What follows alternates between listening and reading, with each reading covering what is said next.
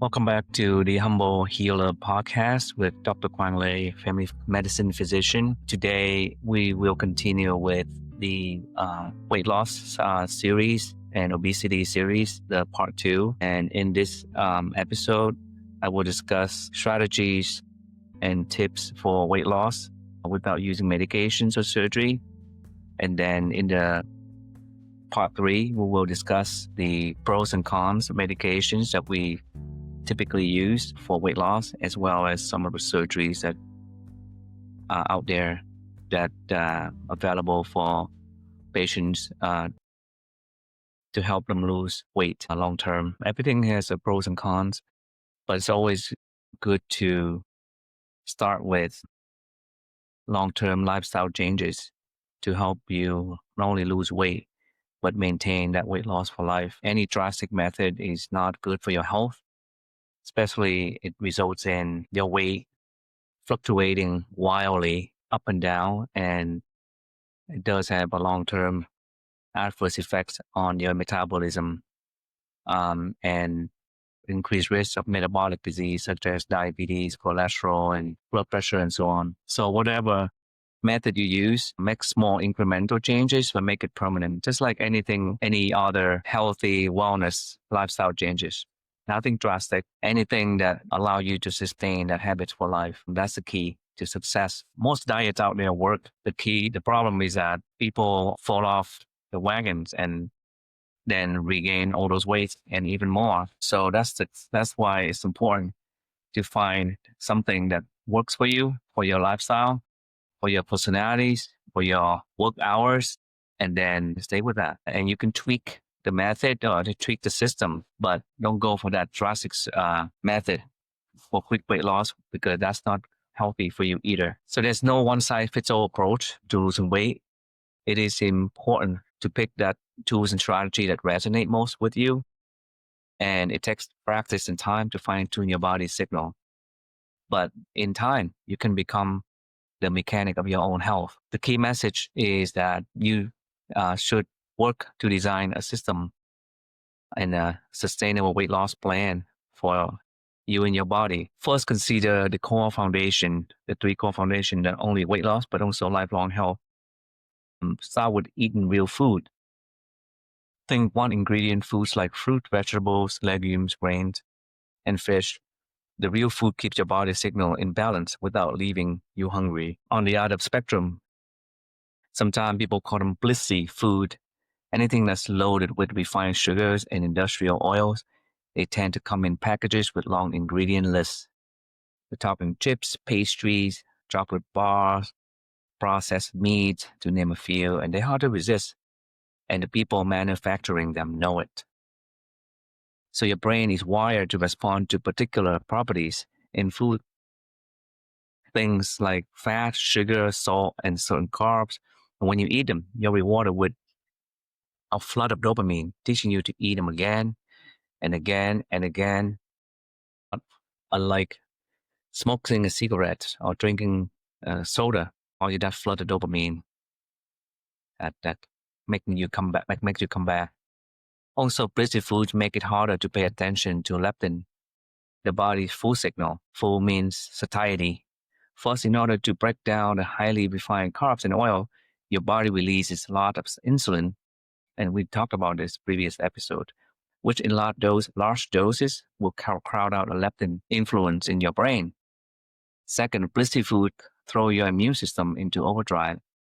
They can cause inflammation, which draws your body attention away from the leptin signal. So that's the number one step of the three core foundation for weight loss. The second one is prioritize sleep.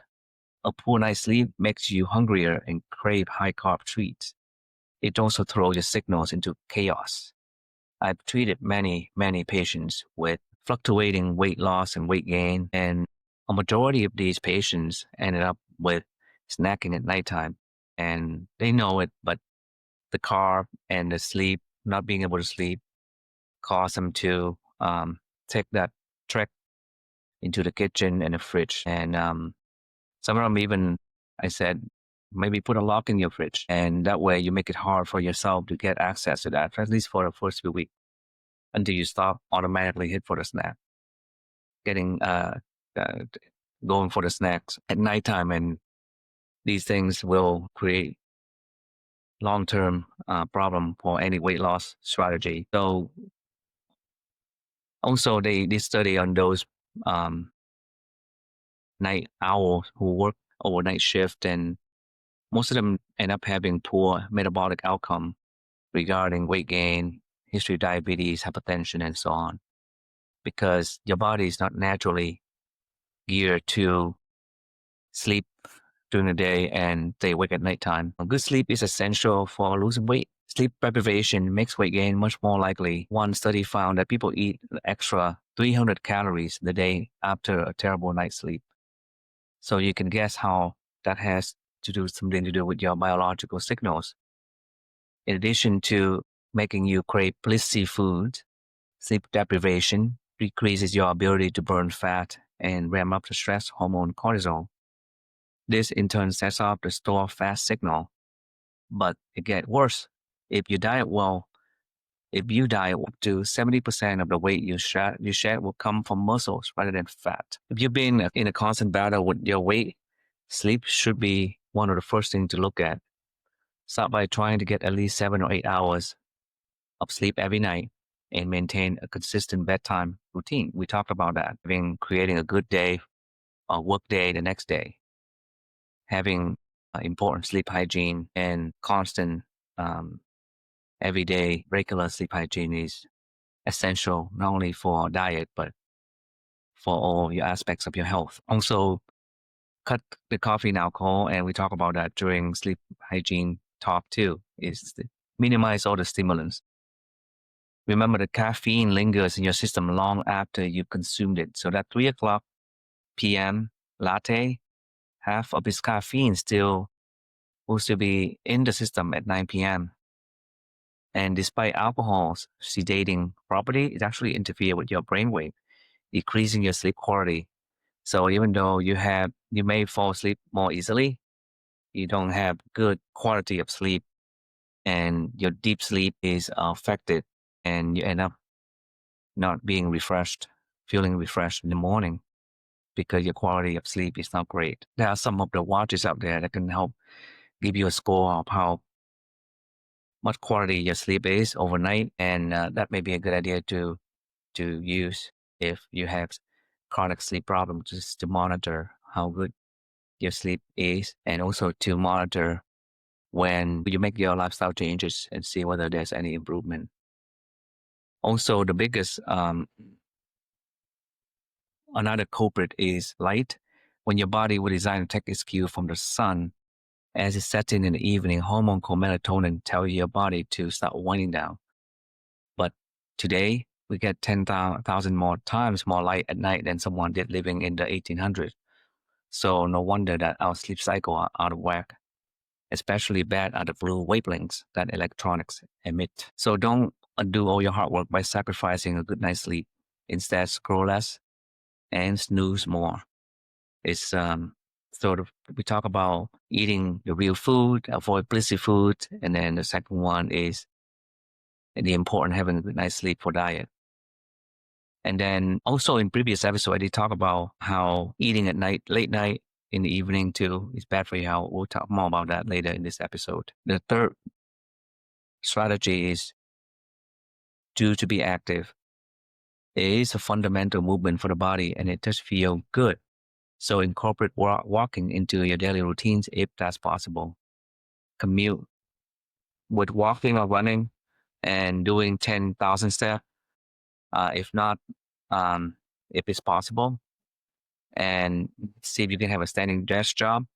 And if that's not possible with the desk job, then put in that workout in the morning. One other habit that is helpful is also do some lifting. 5 minutes each day is enough. Keep the weights in your kitchen and make lifting part of your morning routine. Simple exercise like bicep curls. When we do lose weight, we also lose both the lean body mass and the fat mass. So it's important to incorporate weight-based exercise to help compensate for these lean body mass loss when you lose weight. Another aspect of Another routine that's good for weight loss is social interaction with other people. It could be just a nice conversation with a coworker at lunch or a phone call to a friend at night. And also make time to reflect on your progress. Find a few minutes to ask yourself what went well today and to reflect what you can learn and change going forward. Reflect on the food choices that you make, the good choices or the bad choices, and learn from that.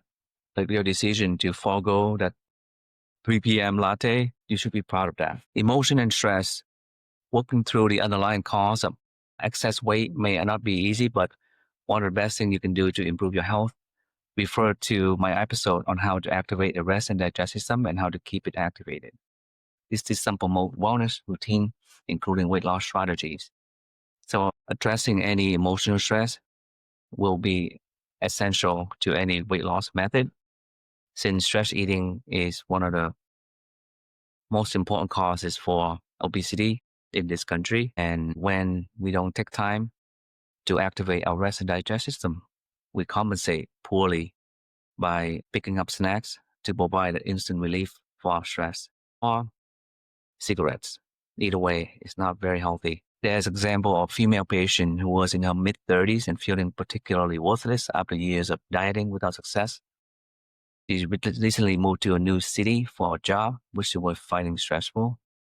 Far from family and friends, she spent her evening in the company of pizza and chocolate bars.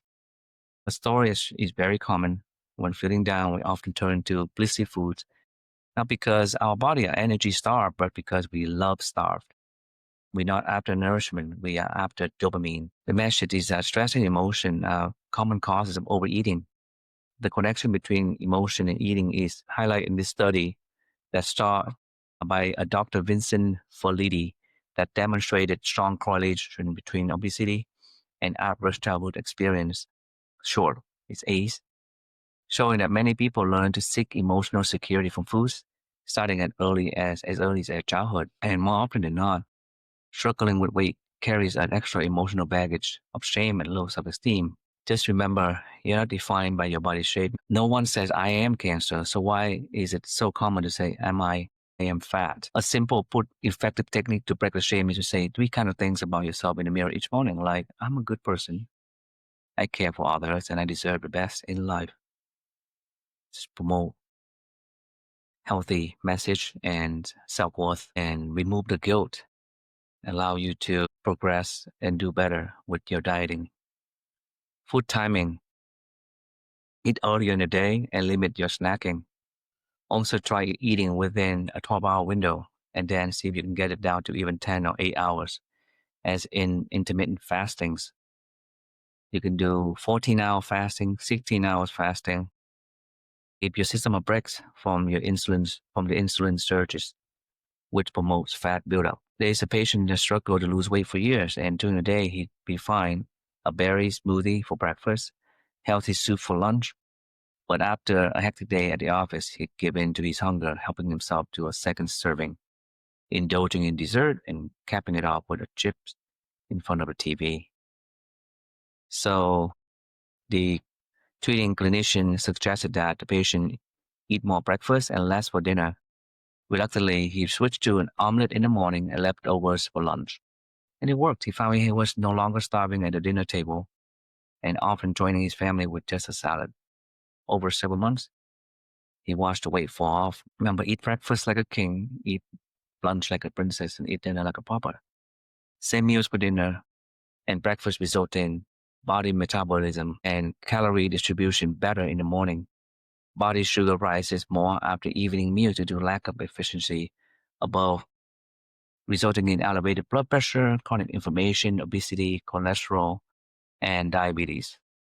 Also, melatonin suppresses insulin secretion, causing higher sugar. More calories at night also increases more calories in the morning, reduces hunger throughout the day, reducing snacking.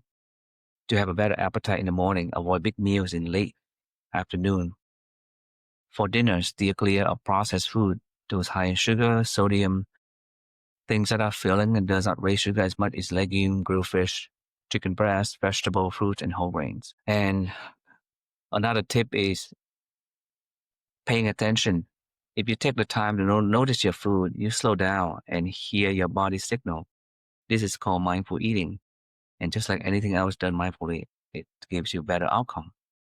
Eat with others, not devices, and really enjoy the experiences. All these electronics and distraction can be harmful. You're likely to eat faster and consume more food when you're preoccupied. And if your focus is elsewhere, you may not hear your body saying it's full. On the other hand, eating slowly and chewing gives a full signal. Time to kick in. As an added bonus, real foods like fruit, vegetable, and meat tend to take longer to eat. The Japanese have a wonderful custom called hara hajibu, which essentially means eating until you're about 80% full. Of course, hard to be exact, but that's the point. There are many states between starving and stuffed, and it takes practice to differentiate them. The importance of mindful eating really can be overstated. So put the screen aside, stay mindful with eating. For example, eat an apple and think about how the apple was planted, seeded, and how it became a tree, and how people harvested. And now you have a nice, fresh, juicy apple to eat. Appreciate that effort to make an apple, make you appreciate it more, and teach you a more healthy, mindful eating habit. Eat with others whenever possible. In a study in the UK, found that 50% of meals were eaten alone. Connecting to each other over a meal isn't only relaxing, it can do wonders for your mental health and relationship. Just remember that when you carry the extra weight, 75% of that is due to genetic. Don't put so much blame and guilt in your weight. Your body is doing exactly what it was designed to do, responding to its environment. It evolved to crave blissy food, and today they're everywhere. And when all the signals are working, your body is incredibly good at regulating its energy needs. You just need to reset these signals. So if they go off course by eating real food, prioritizing sleep and movement, reducing stress, and changing your emotional relationship with food. Bottom line, feel, feed, and find the 3 Fs. Next time you hit with an intense craving, try this strategy. Just remember the 3 Fs. Feel. First, take a moment to feel whatever you're feeling. Then grab a pen and paper and write down how food helps you feed that emotion. Lastly, find an alternative to food. Try a minute of intense activity, breathe deeply, drink a glass of water, call a friend. So practice the 3 Fs method. I know there's a lot of stuff in there, so I hope that if you feel like you need to listen second time, please do and take notes. I think there are show notes also. Let me know if there's any successful method that you've used, anything that have failed. Give me feedback, and don't forget to subscribe to the channel. Hit the like button and bell notification. Thank you so much for your time.